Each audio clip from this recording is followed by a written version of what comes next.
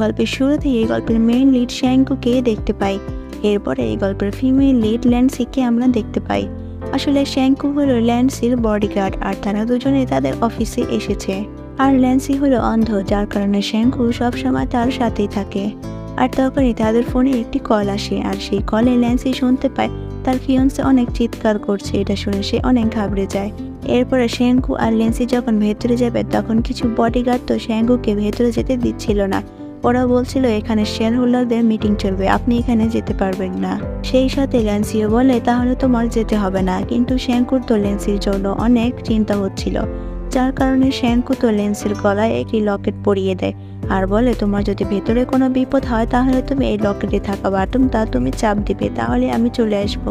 এরপরে ল্যান্সি যখন ভেতরে যায় তখন তার ফিয়ন্সে চিৎকার চেঁচামেচি শুনতে পায়, যেটা শুনে ল্যান্সি বুঝতে পারে কিছু শেয়ার হোল্ডাররা তার ফিয়ন্সেকে বেঁধে রেখেছে। সেখান থেকে একটি শেয়ার হোল্ডার ম্যান তো ল্যান্সিকে বলতে থাকে তোমার বাবার সাথে আমাদের যতগুলো শেয়ার হোল্ডার ছিল সেই সব শেয়ার হোল্ডারগুলো আমাদের নামে করে দিতে হবে, তা না হলে তোমাকে আর তোমার ফিয়ন্সেকে এখানেই মেরে ফেলবো।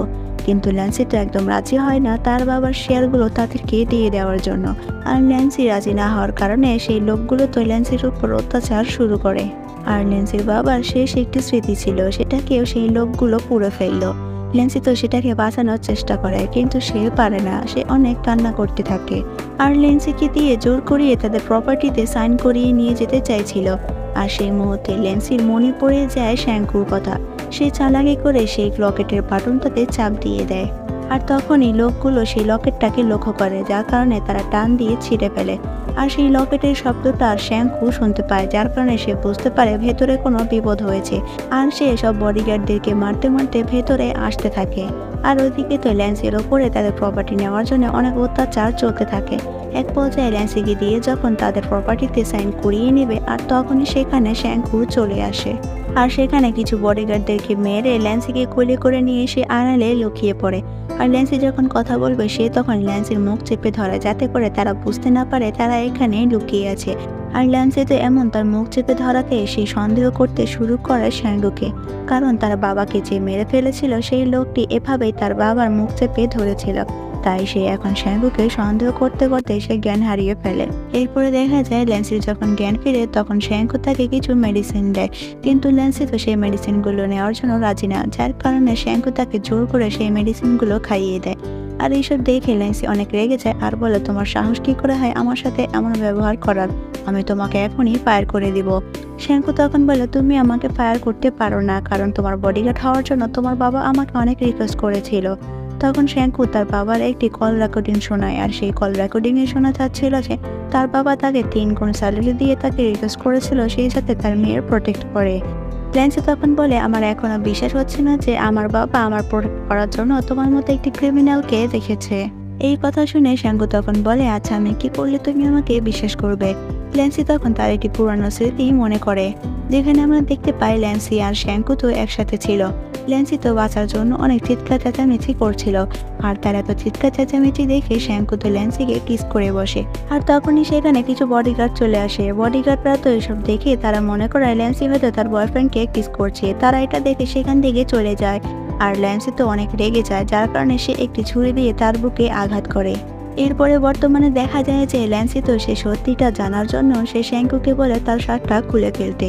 শ্যাঙ্কু তখন বলে তোমার তো অলরেডি ফিয়ন্সে আছে, তারপরে তুমি আমার সাথে এসব করবে কেন। ল্যান্সি তখন বলে তোমাকে যেটা বলেছি তুমি সেটাই করো। এটা শুনে শ্যাঙ্কু তার শার্টটা খুলে ফেলে, আর ল্যান্সি যখন তার বডিতে টাচ করে তখনই শ্যাঙ্কুর হার্টবিটটা বেড়ে যায়, যার কারণে ল্যান্সি বুঝতে পারে তার হার্টবিটটা বেড়ে গেছে। আর সে জিজ্ঞাসা করে তোমার হার্টবিটটা বেড়ে গেছে কেন। শ্যাঙ্কু তখন বলে প্রথমবার কোনো মেয়ে আমাকে টাচ করেছে, হার্টবিট তো বাড়বে, এটা স্বাভাবিক। আর তখনই শ্যাঙ্কু সেই কাটা স্থানে তার হাতটা পড়ে যায়। এটা দেখে সে বুঝতে পেরে যায় এটাই হচ্ছে সেই খনি। ল্যান্সি তখন এই কাটা স্থানটা অনুভব করে শ্যাঙ্কুকে জিজ্ঞাসা করে তুমি যেহেতু আমার বাবাকে মারোইনি তাহলে তোমার এই কাটা অংশটা কেন। শ্যাঙ্কু তখন রেগে গিয়ে তার শরীরে আরো যত কাটা স্থান আছে সেসব জায়গাতে তার হাত দিয়ে টাচ করিয়ে বলে আমি একটি বডিগার্ড আর আমার শরীরে কাটা অংশ থাকবে, এটাই স্বাভাবিক। আর ল্যান্সি তখন শ্যাঙ্কুকে ধাক্কা দিয়ে সেই রুম থেকে বেরিয়ে আসে। আর ওইদিকে তো আমরা দেখতে পাই ল্যান্সির বেস্ট ফ্রেন্ড আর ল্যান্সির ফিয়ন্সের মাঝে চক্কর চলছে। আসলে তারা দুজনে মিলে ল্যান্সিকে ধোঁকা দিচ্ছে। ল্যান্সির ফিয়ন্সে তো তাকে বলে যে তুমি এখানে এসেছো, যদি ল্যান্সি এটা বুঝতে পেরে যায় তাহলে আমাদের দুজনের খেল খতম করে দিবে। আর তখন ল্যান্সি চলে আসে। ল্যান্সির বেস্ট ফ্রেন্ড তো ল্যান্সিকে এসে ধরে আর বলে তোমার শরীরটা এখন কেমন আছে। তখন ল্যান্সি তার ফিয়ান্সিকে জিজ্ঞাসা করে তোমার শরীরটা কেমন আছে এটা জানার জন্য আমি এখানে উঠে এসেছি। তার ফিয়ান্সা বলে আমি তো একদম ঠিকঠাক আছি, তুমি তো অনেক অসুস্থ, তুমি যে রেস্ট নাও। ল্যান্সি তখন তার ফিয়ান্সাকে বলে তুমি কি এখনই পুলিশকে ফোন করতে পারবে। তারা জিজ্ঞাসা করে কেন। ল্যান্সি তখন বলে আমার বাবাকে যে খুন করেছে সে এখানেই রয়েছে, আর সেই খুনিটা হচ্ছে আমার নিজেরই বডিগার্ড। ল্যান্সির ফিয়ান্সা তখন বলে আচ্ছা ও যে তোমার বাবার খুনি এটার জন্য তোমার কাছে কোনো প্রমাণ আছে। ল্যান্সি তখন বলে ওর গলার ভয়েস শুনে আমি বুঝতে পেরেছি ওই আমার বাবাকে খুন করেছে। এটা শোনার পরে তারা দুজনেই তাকে বোঝাতে থাকে যে এভাবে পুলিশকে ডেকে এনে এভাবে বললে তো তারা বিশ্বাস করবে না, পুলিশকে বলতে গেলে তাদেরকে কোনো একটা প্রুফ দিতে হবে। তারা দুজনেই তখন ল্যান্সিকে বলে যে আচ্ছা তোমার যদি ওকে ভালো না লাগে তাহলে ওকে আমরা বাদ দিয়ে দিই আর তোমার জন্য নতুন একটি বডিগার্ড নিয়ে আসি। ল্যান্সি তখন তাদেরকে মানা করে দেয়, কারণ ওকে এখানেই রাখতে হবে আর ওকে এখানে রেখেই তার বাবার খুনির প্রমাণ তাকে বের করতেই হবে।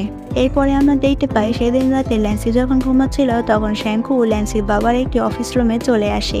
আর এখানে এসে সে কিছু প্রয়োজনীয় ডকুমেন্টস খুঁজছিল, আর তখনই সেখানে ল্যান্সি চলে আসে। আর শ্যাঙ্কু তো ল্যান্সিকে দেখে এসে একটি জায়গায় দাঁড়িয়ে পড়ে। আর ল্যান্সি তো একটি বই নামানোর চেষ্টা করে, একটি বই পড়ে যাবে তখনই শ্যাঙ্কু সেটা ধরে ফেলে আর ল্যান্সিও শ্যাঙ্কুকে ধরে ফেলে। ল্যান্সি তখন শ্যাঙ্কুকে বলে এত রাতে তুমি আমার বাবার অফিস রুমে কি করছো। শ্যাঙ্কু তখন বলে আমি একটি কাজের জন্য এসেছিলাম। ল্যান্সি তখন বলে কেউ বিশ্বাস করুক বা না করুক আমি বিশ্বাস করি তুমি আমার বাবার খুনি। এই কথা শুনে শ্যাঙ্কু ল্যান্সির গলা চেপে ধরে আর বলে হ্যাঁ হতে পারে আমি তোমার বাবাকে খুন করেছি, কিন্তু তুমি কি আমাকে একটু ভয় পাও না। আর এর সাথে গল্পের এপিসোডটি এখানে শেষ হয়ে যায়। Thanks for watching.